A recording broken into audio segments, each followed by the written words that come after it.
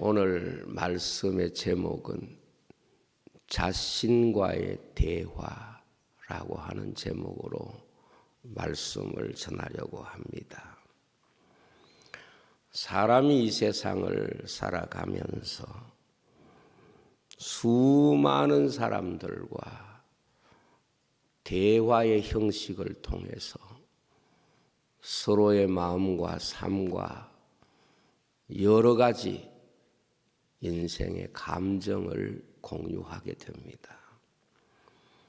대화라고 하는 것은 내 생각을 상대방에게 알리고 또 상대방의 마음과 생각을 내가 알 수 있는 중요한 수단이 됩니다.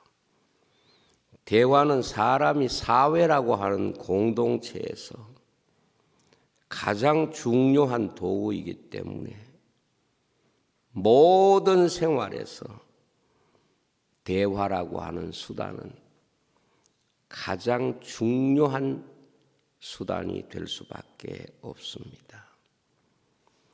아무리 가까이 있고 함께 있다고 하더라도 대화가 없다는 것 혹은 대화가 통하지 않는다는 것은 실제로 아무것도 공유할 수 없고 아무것도 나눌 수가 없습니다. 근데 우리가 대화할 때에 우리 마음속에 느끼는 솔직한 심정은 대화의 내용보다 대화의 상대가 훨씬 더 중요하다. 이런 생각을 할 때가 많습니다. 어떤 상대와는 대화를 하지만은 형식적 대화로 그치는 경우도 있고 어떤 상대는 대화 자체가 싫어서 대화하는 자리 자체를 피하게 되는 경우도 있을 수가 있습니다.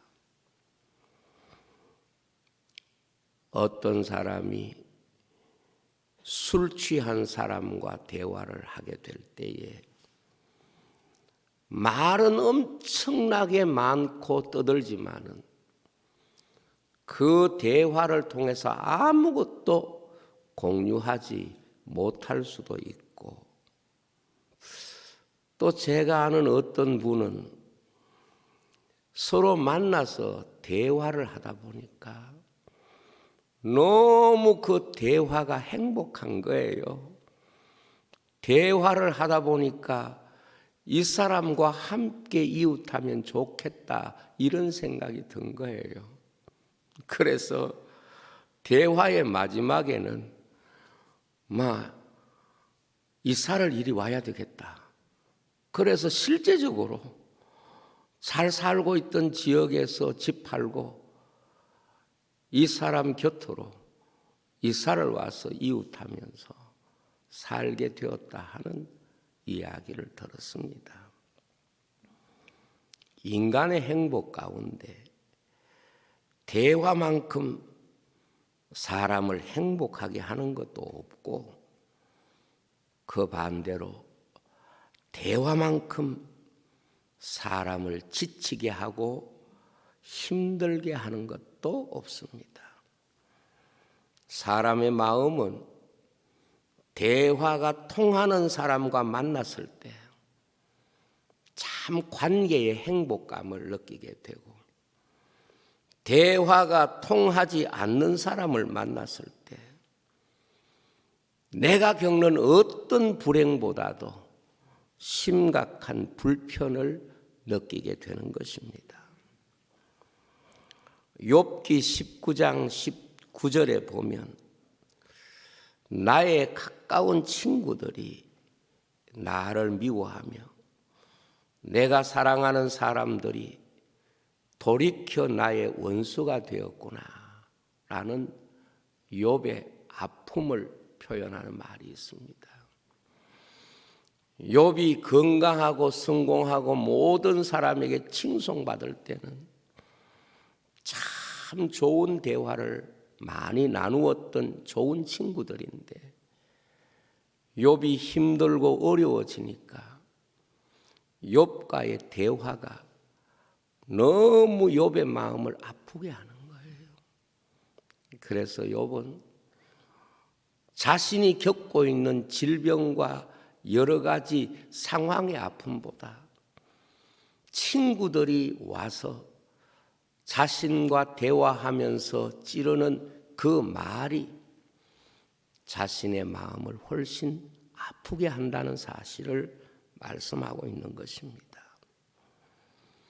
우리는 대화라고 하는 창구를 통해서 많은 것을 공유하기도 하고 어떤 사람은 대화라고 하는 창구를 통해서 실제적인 마음과 감정을 차단해버리고 벽을 쌓고 담을 쌓는 사람도 있을 수가 있습니다. 대화는 관계 속의 담을 허물기도 하고 관계 속에 보이지 않는 담을 쌓을 수도 있는 것입니다. 그래서 한자리에서 대화를 하더라도 어떤 사람과는 그 대화가 서로를 공유하는 대화가 될 수 있지만 어떤 사람과는 한자리에 있지만 담을 쌓고 그 대화가 전혀 상대와 교감하는 자리가 되지 못하고 막힌 문이 될 수도 있는 것입니다. 때문에 대화에서 정말 중요한 것은 대화 상대를 분별하는 영성입니다. 대화할 때의 대화 상대를 분별하는 영성이 우리 인생에게는 참 소중합니다. 사람이 타락하게 된 출발점이 무엇입니까? 잘못된 대화에서 시작합니다. 잘못된 대화의 상대를 분별하지 못함으로 인간은 죄악의 구덩이에 빠진 것입니다. 사탄은 사람과의 대화 속에 들어와서 사람의 마음을 훔치고 대신에 사람의 마음 속에 거짓된 것을 심어 놓았습니다. 인간의 타락은 대화 상대를 분별하지 못했기 때문에 모든 인생의 불행이 거기에서부터 시작이 된 것입니다. 사실 사람들이 불행해지게 되는 출발점이 대개 어딨냐? 대화의 상대를 분별하지 못함으로써 친구라고 생각했는데, 이웃이라고 생각했는데, 형제라고 생각했는데 대화의 상대를 분별하지 못함으로 자기 인생에게 엄청난 불행과 아픔을 초래하게 되는 일들이 너무도 많습니다. 요한 2서를 보면 요한 사도는 당시 영지주의자들에 대해서 이렇게 경고합니다. 당시 이단이었던 영지주의자들에 대하여 요한 2서 1장 10절로 11절에 보면 누구든지 이 교훈을 가지지 않고 너희에게 나가거든 그를 집에 들이지도 말고 인사도 하지 마라. 그에게 인사하는 자는 그 악한 일에 참여하는 자다. 그렇게 말씀을 했습니다. 이단들이 성도들을 찾아와서 하는 말이 뭡니까? 딱 이 한마디입니다. 잠깐 대화 좀 합시다. 잠깐이면 됩니다. 잠깐 제 말을 들어보시겠습니까? 우리 잠깐 대화 나누고 싶습니다. 이 말이 한 영혼이 올무에 빠지고 어두움에 빠지고 멸망의 자리로 이끄는 출발점이 될 수가 있는 것입니다. 그래서 대화의 내용도 중요하지만 대화의 대상에 대한 영적 분별력은 우리에게 아주 중요한 것입니다. 일반적으로 이성의 함정에 빠지는 사람들을 보면 대화라고 하는 도구에 자신의 마음을 도적질 당하는 경우가 허다히 많습니다. 사람들은 대화 속에 있는 영성을 분별하기가 참 어렵고, 그래서 인간이 죄에 빠졌듯이 대개 대화에 대한 상대의 분별력, 상대를 아는 지혜가 부족하기 때문에 그 문으로 거짓이 내 마음에 들어오고 여러 가지 어두움이 내 마음 속에 들어올 수가 있는 것입니다.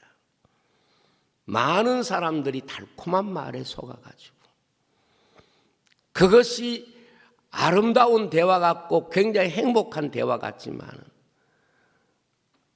언어의 강도처럼 겉으로는 웃음이 오지만 실제로는 내 영적인 세계를 다 털어버리는 그런 대화가 있을 수가 있습니다. 현대 사회가 가지고 있는 문제 중에 하나는 사람과 대화를 통하여 얻을 수 있는 여러 가지 영적인 정보들을 대화가 아닌 다른 도구와 정보를 통해서 만나게 되는 시대가 됐습니다. 인격과 인격이 만나는 대화보다는 다른 어떤 기술과 제도와 시설이 우리에게 새로운 만남들을 만들어주는 시대를 살아가고 있습니다. 그래서 사람들은 만남이라는 것이 인격과 인격이 만나는 영성의 만남이 되질 못하고 대개는 정보만 얻는 이런 만남이 되고 있습니다. 그런데 우리가 알듯이 사람의 만남이라고 하는 것은 정보만 주고받는 게 아닙니다. 사람과 사람은 정보를 주고받으면서 사랑을 배우고, 사람과 사람은 대화를 통해서 인격적 성숙과 영적인 공유를 경험할 수 있기 때문에 올바른 대화는 얼마나 중요한 우리에게 영적인 자산이고 축복의 통로가 되는지 모릅니다. 그런데 여러분은 누구와 제일 대화를 많이 합니까? 우리 사람은 한평생 다른 사람과 참 많이 대화하는 것 같지만 실제로는 자기 자신과 가장 많은 대화를 합니다. 여러 대화의 대상 가운데 실제로 가장 중요한 대화의 상대는 자신과의 대화입니다. 그리고 성도는 무엇보다도 자신과의 대화를 잘할 줄 알아야 됩니다. 자신과의 대화가 진정한 대화고 영적인 대화고, 그리고 이 대화가 자신이 말하고 듣는 가장 소중한 것들을 공유하는 대화가 되는 것입니다. 내가 내 자신에게 어떤 말을 들려주고 있는가? 내가 내 자신에게 어떤 말을 듣고 있는가? 이것은 그 사람에게 있어서 영적인 대화에 있어서 중요한 내용과 성격을 설명하는 것입니다. 자신과의 대화. 오늘 저는 성경을 통해서 여러분에게 세 가지 자신과의 대화를 말씀을 드리려고 합니다. 첫째는 자신과 대화에서 자기 자신을 격려하고 자기 자신에게 어려움을 이길 수 있도록 주님의 이름과 믿음으로 자신을 격려하는 자신과의 대화입니다. 시편 42편 11절 오늘 말씀을 보면 이렇게 되어 있습니다. 자신과의 대화지요. 내 영혼아, 내가 어찌하여 낙심하며 어찌하여 내 속에서 불안해하는가. 너는 하나님께 소망을 두라. 나는 그가 나타나 도우심으로 말미암아 내 하나님을 여전히 찬송하리로다. 지금 자기 자신이 자기 마음속에 있는 자기 자신에게 대화하고 있는 내용을 우리에게 보여주고 있습니다. 우리가 살아가면서 힘들고 많은 어려운 일들이 찾아올 때에 사람들은 그 어려움에 갇혀서 그 어려움에 신음하고 있는 그 모습을 누가 제일 먼저 보느냐? 내가 신음하고 어려워하는 모습을 가장 먼저 느끼고 가장 많이 아는 것이 자기일 수밖에 없습니다. 이런 자기 자신을 바라보면서 자기 자신을 향하여 격려하고 힘들어하는 자신에게 용기를 주는 이 자신과의 대화를 가진 사람, 이 사람이 자신이 처한 여러 가지 어려움을 이기고 일어날 수 있는 용기와 격려를 받는 것입니다.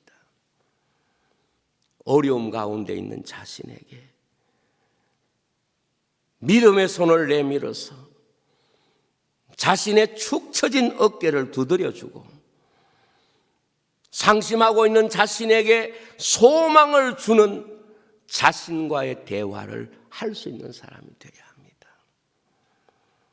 이것을 가장 잘한 사람이 누군가 하면 바로 다윗입니다. 시편 1편에서 41편까지 그 이후에도 다윗의 시편이 있습니다마는 다윗의 시편은 어찌 보면 자신과의 대화를 우리에게 보여주는, 자신과의 대화의 내용을 우리에게 드러내는 그런 내용으로 가득 차 있습니다. 다윗은 많은 시간을 사울의 칼을 피해서 도망 다녔습니다. 한 나라의 최고 권력자의 칼을 피해서 도망 다니는 세월이 얼마나 힘겹겠습니까? 이러한 자신을 볼 때마다 얼마나 답답하고 얼마나 마음이 외로웠을까요? 잠 한 번 제대로 자지 못하고 밥 한 끼 제대로 먹지 못합니다. 이런 자신을 보면 스스로도 한심할 것이고 스스로에게 낙심할 수밖에 없는 이런 독백이 나올 수밖에 없을 텐데, 그때마다 다윗을 일으킨 것은, 다윗을 격려한 것은 언제나 자기 자신과의 대화였습니다. 그래서 다윗의 시편을 보면 내 영혼아 어찌하여 불안해하는가, 하나님을 바라보라는 것이고, 여호와는 나의 목자시니 내가 부족함이 없으리로다. 다윗은 가장 어려운 상황 속에서 언제나 살면서 그 자신이 어려움에 있을 때마다 그 자신을 일으켜 세운 것은 바로 자기 자신이 자기 자신에게 들려주었던 대화였다는 것을 알 수가 있습니다. 그래서 하나님이 나와 함께 하시잖아. 하나님이 나의 반석이잖아. 하나님이 나의 산성이시잖아. 염려하지 말라. 그래서 자신이 자신에게 들려주는 바로 그 격려와 대화를 붙잡고 다윗은 언제나 그 자리에서 자기 자신에게 부끄럽지 않는 사람, 그리고 자기 자신의 대화에 합당한 사람으로 일어설 수가 있었던 것입니다. 욥기 2장 9절로 10절에 보면 그의 아내가 그에게 이르되 당신이 그래도 자기의 온전함을 굳게 지키겠느냐? 하나님을 욕하고 죽어라. 얼마나 상황이 어려우면 자기 아내가 자신에게 와서 하나님 욕하고 죽어라 이렇게 말할 때 그 다음 말씀을 보겠습니다. 그가 이르되 그대의 말이 어리석은 여자의 말 같도다. 우리가 하나님께 복을 받았은즉 화도 받지 아니하겠느냐 하고 이 모든 일에 욥이 입술로 범죄하지 아니하니라 그랬습니다. 바꾸어 말하면 욥기의 내용 대부분은 자기가 자기 자신에게 들려주는 격려와 자기가 자신을 포기하지 않는 믿음의 고백입니다. 어떤 경우에는 자기 자신에게 전혀 소망이 보이지 않는 그 순간에서도 낙심하지 마라. 내가 육체 밖에서 하나님을 볼 것이다. 이렇게 고백합니다. 때문에 오늘 우리가 이 땅에 살면서 자기가 자기를 격려하고 붙잡아 주지 못하면 누구도 나를 붙잡아 주지 못합니다. 순교자들이 죽음 앞에서 고백했던 내용이 무엇입니까? 바로 자기가 자기 자신에게 들려주는 하늘의 소망, 내가 하늘에 있는 우편에 계시는 어린 양을 보노라, 예수님을 보노라. 그래서 자기가 자기 자신을 격려하고 자신의 믿음을 지키도록 그렇게 대화했던 것입니다. 우리가 자기 자신에게 어떤 대화를 나누는 사람인가 하는 것은 그 사람이 지금 당하고 있는 일보다 오히려 더 중요한 것입니다. 내가 어떤 일을 당하든지 내가 나를 격려하고 내 자신의 어려움에서 낙심하지 않도록 소망의 대화를 들려주는 그런 대화를 가진 사람은 그 상황과 절박한 어떤 현실보다도 내가 내게 들려주는 그 대화로 인하여 오히려 내가 하나님을 찬송하게 되는 이런 놀라운 은혜를 누리는 것입니다. 그렇습니다. 자기 자신에게 낙심을 주는 대화를 하는 사람도 있습니다. 자기 자신에게 절망을 들려주는 사람도 있습니다. 자신에게 소망이 없다고 들려주면 아무리 내가 좋은 환경에 있어도 나 자신이 내가 하는 절망 때문에 절망하게 됩니다. 자기가 자기에게 어떤 대화를 나누고 있는가, 이것을 우리가 늘 생각해야 합니다. 두 번째로 자신의 잘못을 꾸짖고 자신을 책망하는 대화가 있습니다. 우리의 잘못을 다른 사람이 보고 책망해 주는 것은 일생 동안 내 잘못에 대하여 그렇게 많은 숫자일 수는 없습니다. 시편 35편 13절에 보면 나는 그들이 병들었을 때 굵은 베옷을 입으며 금식하여 내 영혼을 괴롭게 하였더니 내 기도가 내 품으로 돌아왔도다. 그렇게 말씀합니다. 다윗의 고백입니다.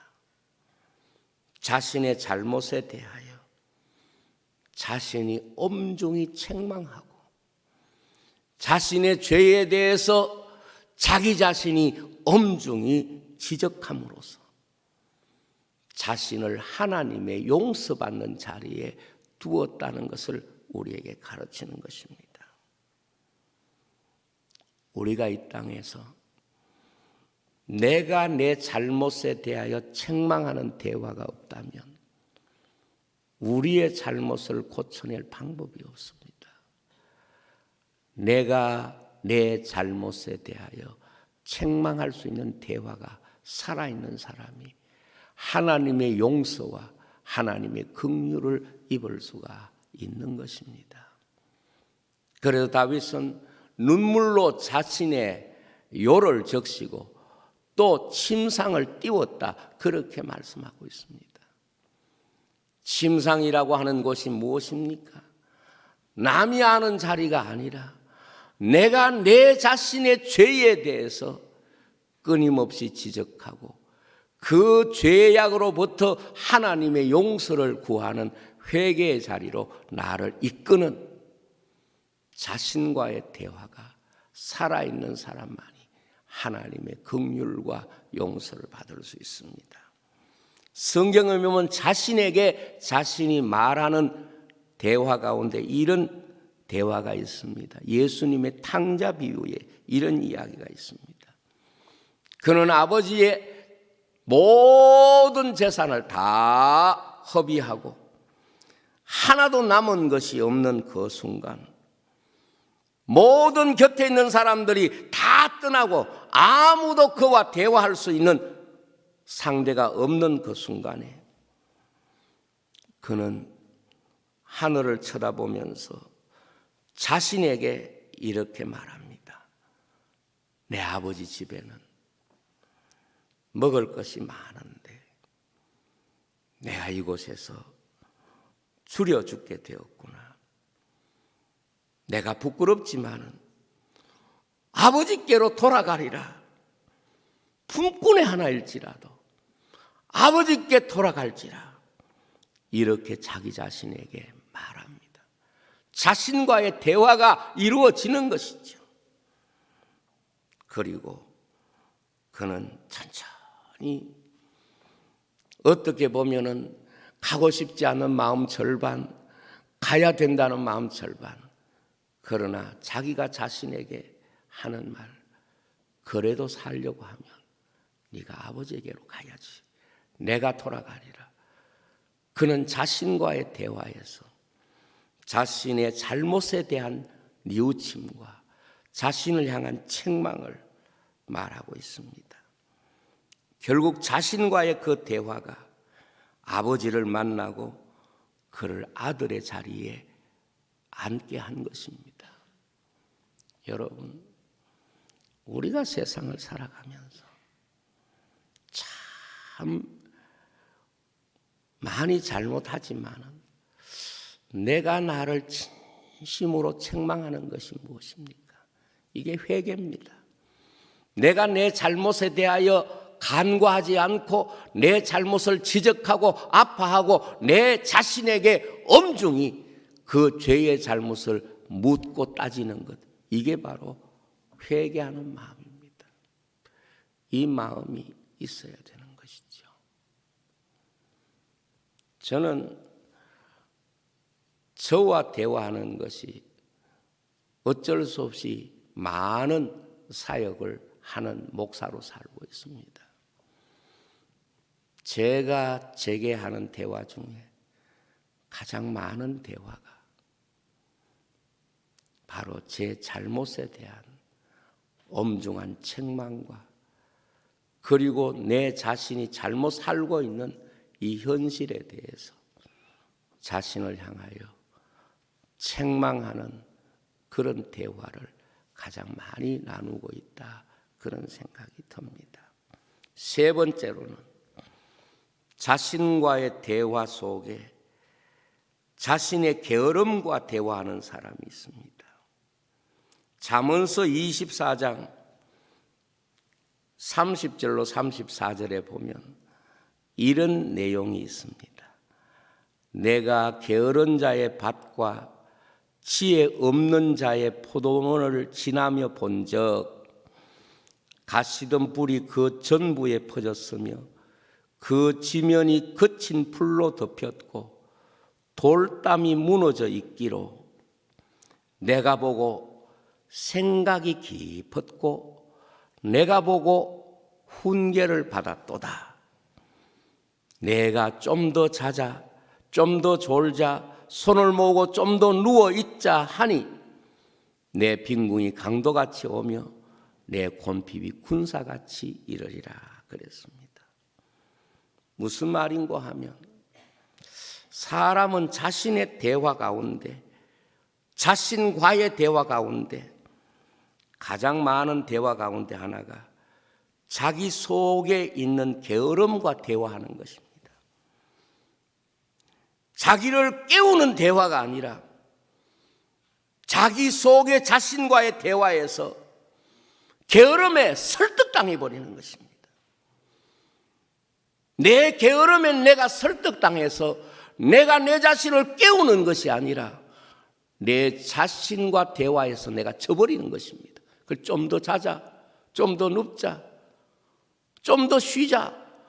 자기가 자기에게 대하여 설득당해 버리는 것입니다.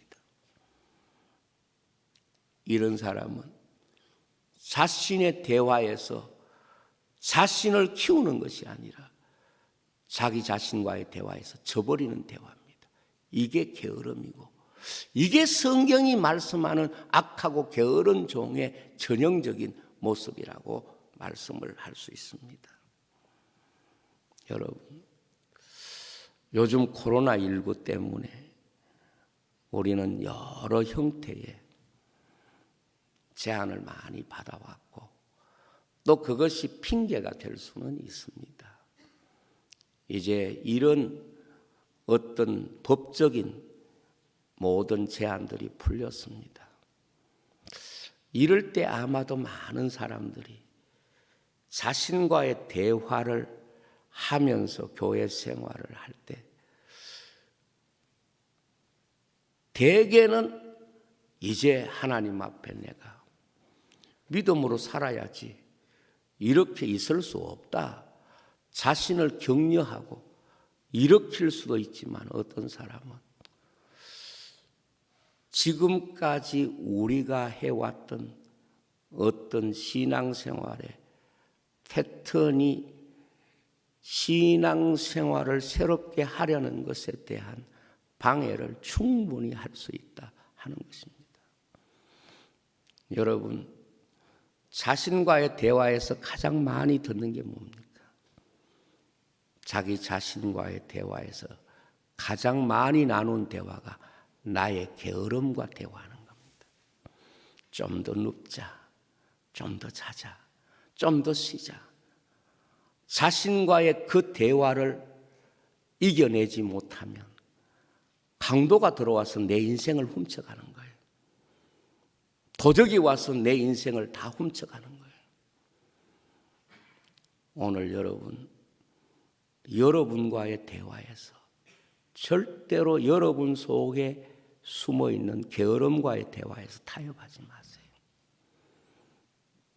다니엘서를 보면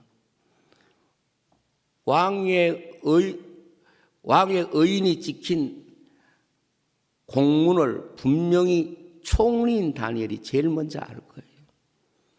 그러나 자신과 타협하지 않습니다. 자신의 불신앙과 타협하지 않지요. 창문을 열어놓고 여전히 기도합니다. 자신과 타협하지 않는 거예요. 자신의 불신앙과 타협하지 않고 자신의 게으름과 타협하지 않는 거예요. 이게 신앙인 것입니다. 여러분, 주님이 나를 따라오려거든 누구든지 자기를 부인하고, 그것은 자신이 가지고 있는 영적인 어두움과 대화에서 치지 말라는 것이고, 자기 자신을 이기고 그 사람이 바로 주님을 따라갈 수 있다는 것을 말씀하고 있습니다. 톨스토이의 소설 안나 까르네나에 나오는 이야기에 이런 이야기가 있습니다. 한 인생이 늑대에게 쫓겨서 탁 달려가다가 구덩이에 떨어졌습니다. 깊은 구덩이에서 떨어지는 순간에 손을 내밀어서 무엇을 잡았습니다. 보니까 나무 뿌리를 잡은 거예요. 위로 쳐다보니까 늑대가 아래로 쳐다보고 있고, 아래 보니까 뱀들이 쳐다보면서 입을 벌리고 우글거리면서 그곳에 자리하고 있는 거예요. 위로 올라가기도 아래에 내려오기도. 그런데 그 나무 뿌리에 벌들이 꿀을 저장해 두어 꿀이 뚝뚝 흐르는 거예요. 그래서 그 꿀 떨어지는 것을 먹느라고 위에 늑대도 잊어버리고 밑에 뱀에 대한 두려움도 이기고 그 꿀을 먹고 있는데 흰지와 검은지가 나와서 그 나무 뿌리를 깔아먹는 거예요. 그 나무 뿌리를 깔아먹는데 그 흰지와 검은지가 바로 낮과 밤인 거예요. 사람은 게으름을 보는 순간에 내 세월이 무엇인지, 내가 지금 어떤 자리에 있는지, 내가 얼마나 위험한 자리에 있는지 아무것도 모르고 그것에 빠져서 내 자신의 모든 것을 잃어버리는 세월을 살고 있다. 그 메시지를 담고 있는 것입니다. 저도 가장 두려운 것이 제 자신의 마음에 있는 게으름과 대화하는 것입니다. 다음에 하지. 오늘만 날인가? 그래서 많은 사람들이 죽을 때까지 다음 하다가 자기 게으름과의 대화에 설득당해 버리는 것입니다. 오늘 우리가 살아가는 많은 삶 속에 자신과의 대화에서 성공해야 됩니다. 다윗은 그 절망적인 상황에서도 늘 자신에게 하나님은 산성이시야, 하나님은 피할 바이시야, 하나님은 목자 되셔서 하나님은 내 인생에 있어서 언제나 함께 하시는, 나를 지키시는 분이시니 내 영혼아 어찌하여 불안해하느냐, 하나님만 바라보라.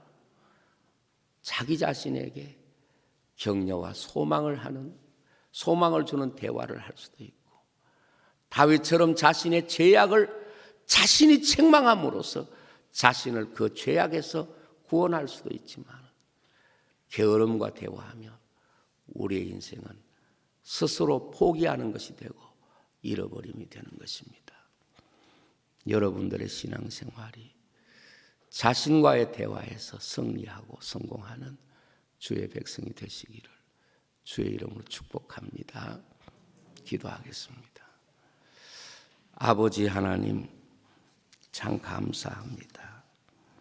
오늘 우리가 귀한 하나님의 말씀을 함께 나눴습니다. 이 말씀이 우리를 깨워주시고 우리를 새롭게 해 주옵소서. 예수님 이름으로 기도하옵나이다.